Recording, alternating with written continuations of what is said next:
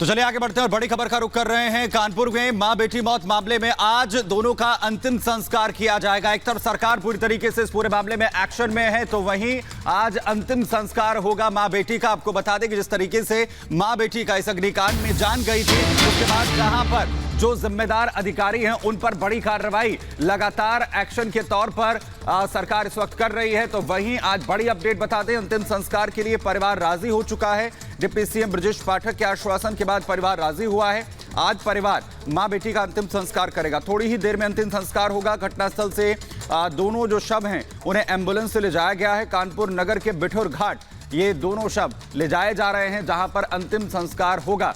आपको बता दें कि डिप्टी सीएम ब्रजेश पाठक से परिवार ने बातचीत की और उसके बाद आश्वासन यहां पर मिला है परिवार को, जिसके बाद जो परिवार है वो अंतिम संस्कार के लिए मां बेटी के राजी हुआ है। वहीं दूसरी तरफ सरकार लगातार एक्शन में है। सरकार की तरफ से भी जो जिम्मेदार अधिकारी हैं उन पर बड़ी कार्रवाई यहां पर की गई है और वहीं लगातार एक तरफ एक्शन जारी है तो दूसरी तरफ सरकार ने आश्वासन परिवार को दिया है कि वो हर हाल में परिवार के साथ यहां पर खड़े हैं। सरकार हर संभव मदद यहां पर परिवार की करेगी। जो जिम्मेदार हैं उन पर भी कार्रवाई लगातार की जा रही है। जिस आश्वासन के बाद, क्योंकि डिप्टी सीएम ब्रजेश पाठक ने खुद परिवार से यहां पर बात की और परिवार को जब आश्वासन यहां पर मिला है, उसके बाद अब परिवार राजी हुआ है इस पूरे मामले में अंतिम संस्कार करने के लिए।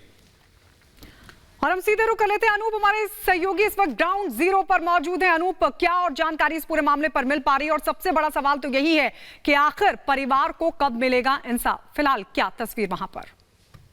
मैं आपको बता देता हूं, अंतिम संस्कार के लिए लेकर जाया जा रहा कुछ विधि रिवाज है, कुछ रीति रिवाज है। शिवम, क्यों गाड़ी रोकी गई, क्या जानकारी मिल रही है, क्यों रोकी गई? जी, मामा से बात कर लेते हैं, उसके बाद मैं ये अंतिम संस्कार। क्या बात हुई डिप्टी सीएम से आपकी शिवम? जी, डिप्टी सीएम से बात हुई है। जो हमारा सरकारी नौकरी और 1-1 करोड़ रुपए दोनों भाइयों को और सरकारी आवास मिलेगा, 5 लाख बीघे का पट्टा किया जाएगा, पिताजी के जीवन यापन के लिए पेंशन का सारी बातें हो गई। मिलने के लिए बुलाया आपको? जी जी, मिलने के लिए बुलाया। कब बुलाया? उन्होंने आज का दिन मैं कमिश्नर साहब ने बोला था, उन्होंने तो 3 दिन का समथिंग बोला मिलेंगे आप। मिलेंगे। आपको क्या लग रहा है इस मामले के पीछे क्या हो सकता है? एसडीएम साहब पर्सनली कोई खुन्नस निकाल रहे हैं? जी, एसडीएम ने इसको ईगो अपना खुद का मैटर समझ के एक दुश्मनी टाइम में निकाली हुई है। जी, कहाँ लेकर जाना है अंतिम संस्कार के लिए? ये अभी कुछ डिसाइड नहीं किया, मामा आ रहे हैं उसके बाद। तो देखिए, ये शिवम है, जो बेटे हैं उनके, प्रमिला दीक्षित जो मृतका हैं उनके बेटे। और देखिए, अंतिम संस्कार के लिए शव को इसी गाड़ी में लेकर जाया जाएगा और कोई प्रक्रिया है जो इनकी परंपरा है उसके मुताबिक जो कुछ काम है वो बाकी रह गया है, इस वजह से गाड़ी रुकी है। बिल्कुल, हम तस्वीरें देख पा रहे हैं। अनूप की परिवार अब राजी हो गया है यहाँ पर अंतिम संस्कार के लिए। जिस तरीके से खुद जो डिप्टी सीएम ब्रजेश पाठक उन्होंने यहाँ पर बातचीत की, लेकिन सवाल सबसे बड़ा ये है कि आखिर ये पूरी घटना घटित कैसे होती है और कैसे जो है मां बेटी की मौत हो जाती है।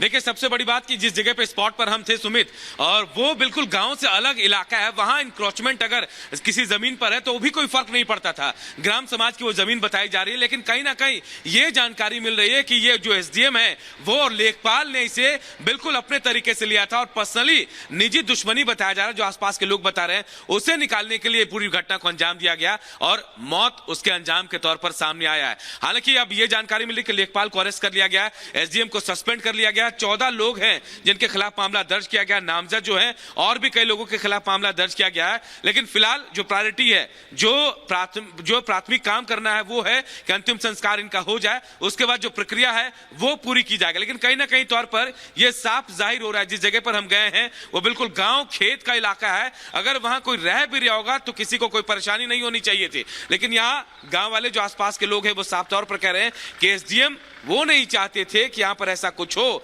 और जब इन लोगों ने शिकायत उन तक पहुंचाई थी, आगे बात करने की बात कही थी, तो उल्टा इनके ऊपर बलवा का मुकदमा दर्ज करा दिया गया था। सुमित, शुक्रिया अनूप इस तमाम जानकारी के लिए। तो ग्राउंड जीरो से तस्वीरें और साथ ही अपडेट देते हुए कि कैसे योगी सरकार की तरफ से बड़ा एक्शन लिया गया। जो लेखपाल हैं उनको लेखपाल और साथ ही एसडीएम को सस्पेंड कर दिया गया है। और इस बीच आपको बता दें, डिप्टी सीएम ने पीड़ित परिवार से बातचीत की, आश्वासन दिया कि पूरा मदद दी जाएगी, इंसाफ दिया जाएगा।